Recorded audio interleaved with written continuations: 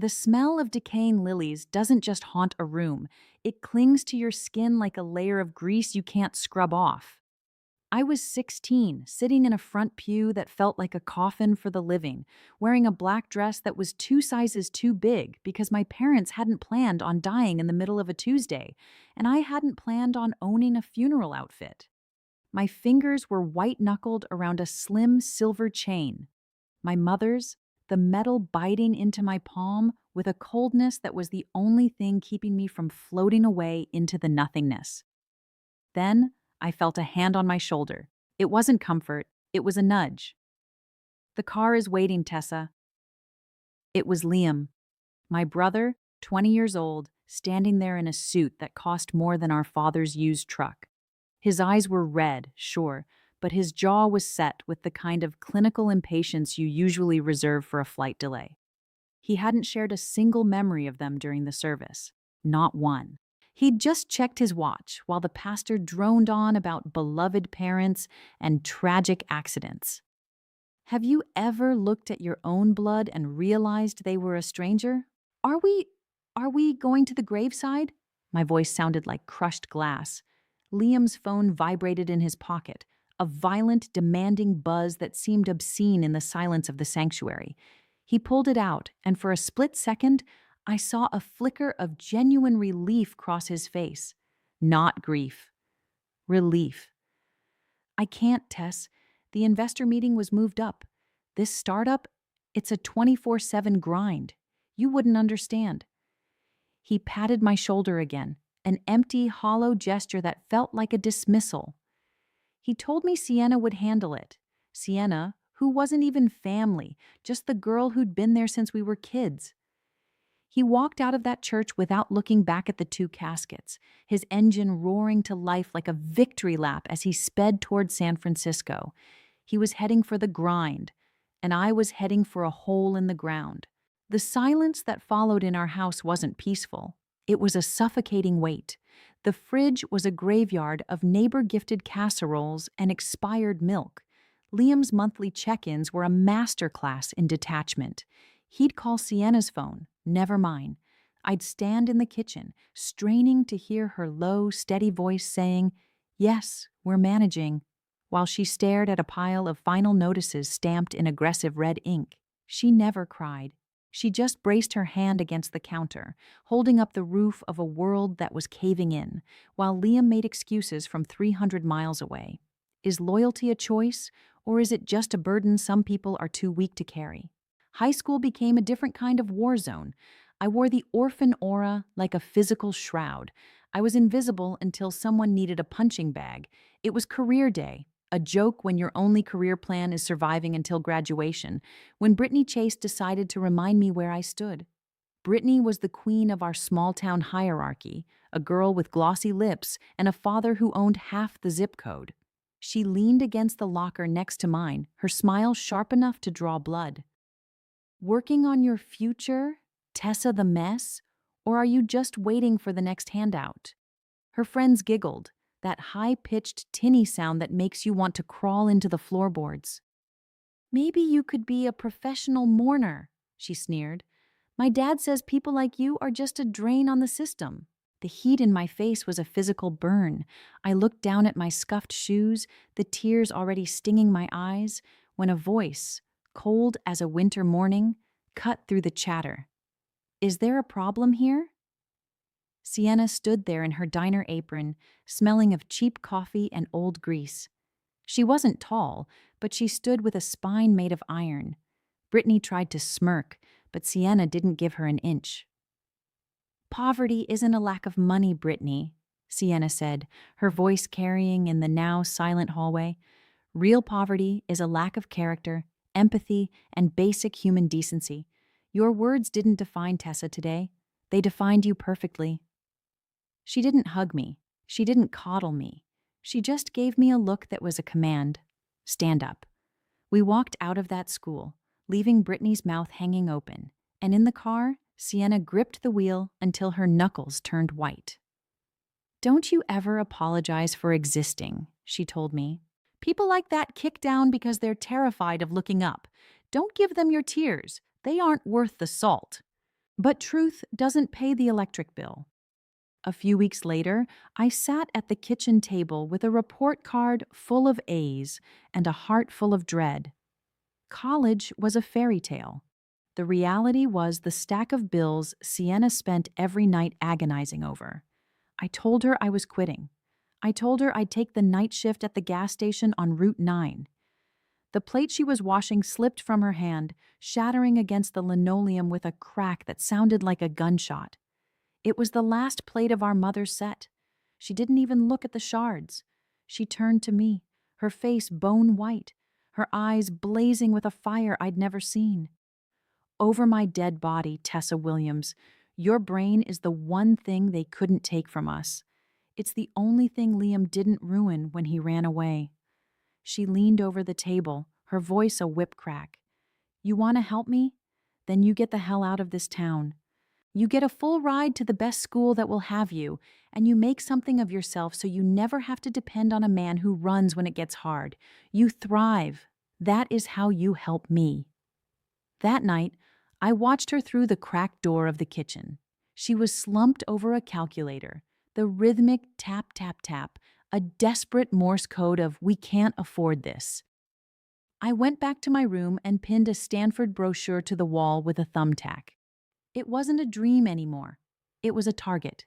It was a rebellion. Every hour I spent at my new job at the 24-hour mini-mart, every late-night study session fueled by stale coffee, was a brick in the wall I was building between us and the past. We had a code. Code cement meant a hard day, a looming bill, a moment of weakness. Code rose meant a victory, a good grade, a high tip, a reason to keep breathing. One Tuesday, I finished my shift at 2 a.m. and walked home with my keys threaded between my knuckles. A car slowed down beside me, and my heart hammered against my ribs until I recognized the old Honda. Sienna was inside, her face etched with exhaustion. She handed me a smushed hamburger in a wax wrapper. They were going to throw it out, she whispered. We sat in a dark Kmart parking lot, sharing that cold burger in a silence that was more intimate than any conversation. I hate that you're this tired, she said, staring at the graffiti on the storefront. I looked at her, at the shadows under her eyes, and said, I hate that you're more tired. She gave me a ghost of a smile. Stalemate. But this is what we have. So we do it. If you've ever had a person who was the only thing standing between you and the abyss, you know that some debts can't be paid in money. They're paid in blood and grit. Stick with me, because the moment I finally made it to the big leagues, the ghosts we thought we'd left behind came back with a vengeance. Stanford was a different planet, one that smelled of eucalyptus and ancient money. I felt like an imposter in a land of trust fund babies, but I turned survival into a science. I was the girl who worked the library shift at 6:01 a.m. and the barista shift at midnight. My career plan was simple: excel, survive, and provide a return on Sienna's investment that would shake the world. Liam was a buzzing nuisance on the periphery of my success. He'd call every few months, his voice loud and blurred by the background noise of some club or high-end coffee shop. Tess, baby, Palo Alto. You're in my backyard now. I'm killing it. Meeting with VCs at Sequoia next week. Networking is everything, kid. He'd invite me to dinners just to show off his scholarship sister like a shiny new watch. I always had a shift. I always said no. I remembered the cold burger in the Kmart parking lot. I remembered who actually held the ladder while I climbed. My breakthrough came junior year with an internship at Kestrel Partners. It wasn't just a firm. It was a kingdom of glass and steel where logic went to die or become legendary. I made myself indispensable by being the one who found the flaw in the business models everyone else was too dazzled by the pedigree to see. Eleanor Vance, a woman with a silver bob sharp enough to cut diamonds, was the gatekeeper. During a meeting for a Tinder for Dogs app, she eviscerated the founders. Your model is a leaky bucket, she snapped. Next. The room was frozen. Then she looked at me, the intern in the corner. You look like you have a thought, Williams.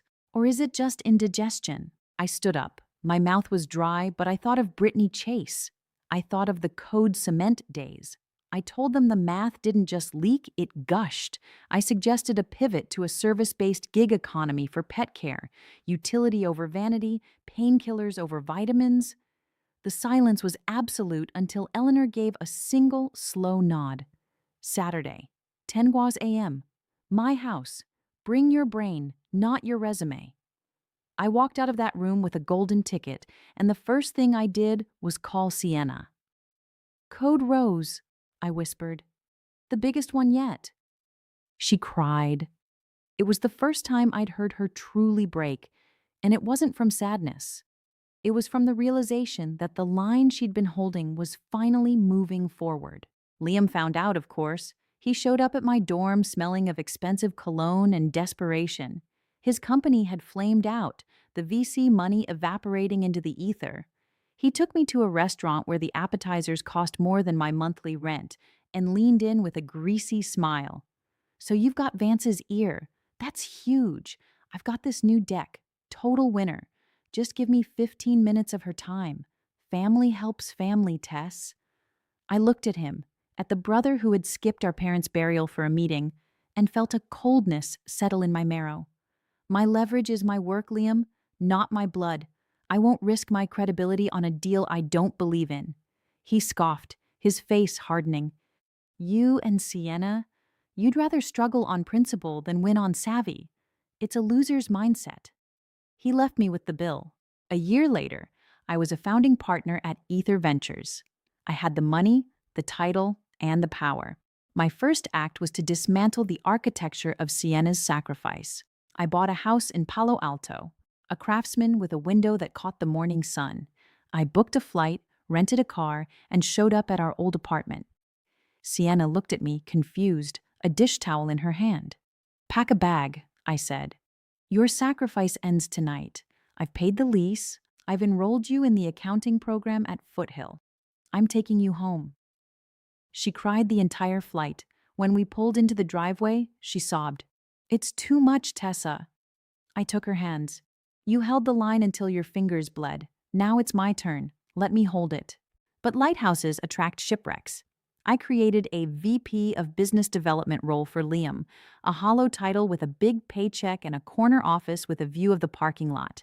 It was a courtesy, a cage made of gold.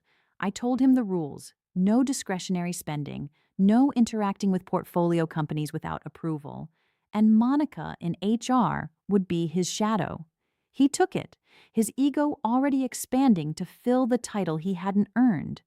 And then he brought the poison into the house. He started treating Sienna like an inconvenience. He'd make comments about her librarian separates and her charity job.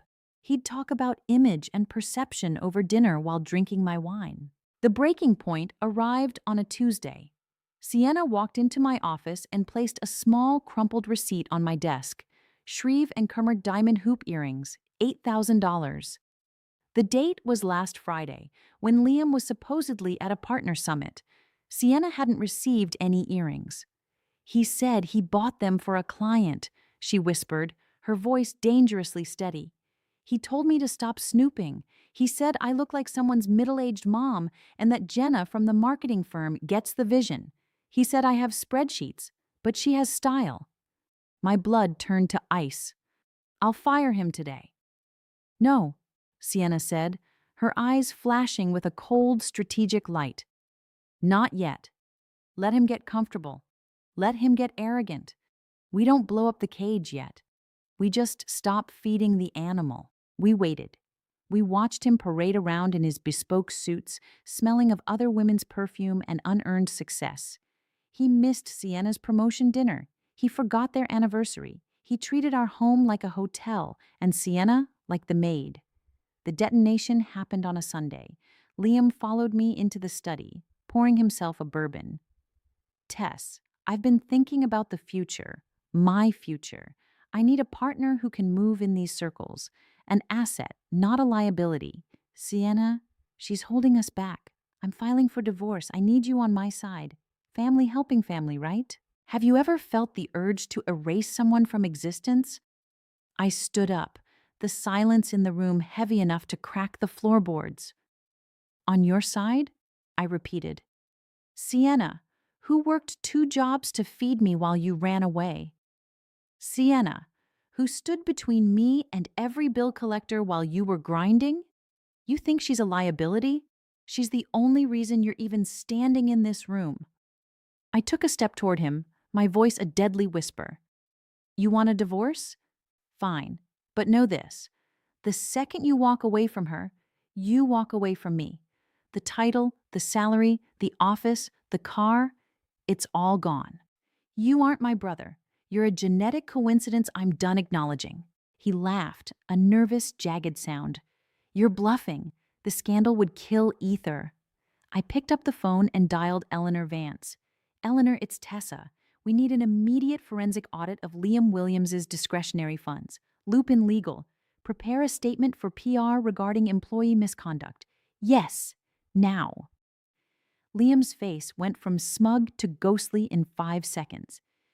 You're a bad investment, Liam, and I'm cutting my losses. He fled the house, the door slamming behind him like a final gavel. Sienna was standing in the hallway, her face serene. He's a ghost now, Tessa. Let him haunt someone else. The legal battle was a slaughter. Miriam Chen, our lawyer, didn't just take his money, she took his dignity. We presented the audit, the hotels, the jewelry, the strategic meetings that were just dates with mistresses. He was terminated for cause. His reputation in the valley was incinerated. He tried to sell a sisterly betrayal story to the tabloids, but we preempted him with a profile in the journal, The Sisterhood Advantage. We told the truth about the sacrifice, the grit, and the choice to stay. The world didn't see a cutthroat CEO. They saw a woman who protected the only person who had ever protected her. Liam became a shadow, a man seen stumbling out of dive bars, screaming into a dead phone about how he used to be a founder. I saw him once from the window of my car and felt nothing. No anger, no grief. Just the hollow realization that some people are born to be lighthouses and some are born to be shipwrecks. Today, Sienna runs her own firm, Williams Strategic. She is a powerhouse, a woman who built her own lane and refused to be moved. We sit in our Palo Alto house, watching the sun set over the garden, the silence between us filled with the peace of a war finally won. You know, she said to me last night, clinking her glass against mine, I don't even think about him anymore. The absence of the pain is the greatest gift you ever gave me. Success isn't about the money in the bank or the title on the door. It's about who is standing next to you when the lights go out. I looked at her, my sister by choice, and realized that the hell out of this town wasn't a place. It was a person. And we had both made it. If this story reminded you that loyalty is a rare currency, maybe it's time to tell the people who held the ladder for you how much they matter. Like and subscribe if you believe family is more than just a name. It's a promise kept in the dark. Would you like me to tell you what happened when Brittany Chase tried to come back into our lives 5 years later?